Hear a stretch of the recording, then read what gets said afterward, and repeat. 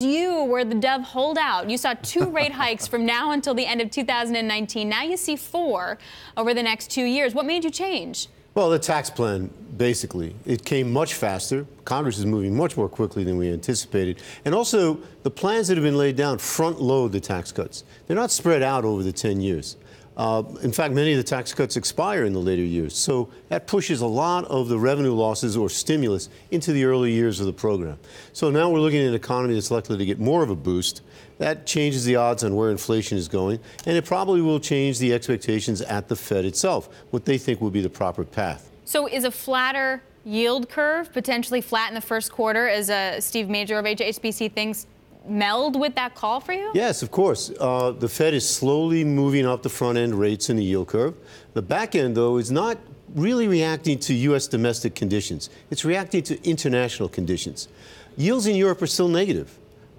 Yields in Japan, they've pegged the 10-year yield at 0. So international investors are moving money still into the United States. And it's the attraction of higher yields in the U.S. That's bringing that money in and keeping down long-end rates.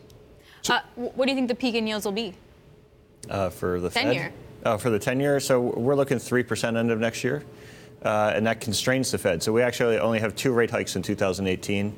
And the reason being is because we think the Fed talks a great game about not worrying about the shape of the yield curve, but when push comes to shove, most market participants worry about the shape of the yield curve, and that'll reflect back into the Fed through financial conditions. Drew, what Kevin describes is something of a dilemma for the Fed, it sounds like. They feel like they have to bring up the short end of the yield curve because of the fiscal stimulus, but the ECB essentially and the other central banks are sitting on the long end so that you have to flatten the yield curve. What do they do in that situation? Well, I think that pressure, while it's significant, is beginning to wane a little bit. I mean, we're seeing the ECB make the first gradual steps towards moving away from that. I think if you look at the Bank of Japan, they've been pretty successful so far. I mean, we've seen more inflation in Japan than I think most people were anticipating.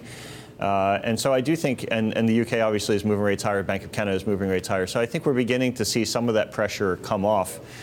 It's not enough to kind of change the ball game, but it is, on a marginal basis, making the difference.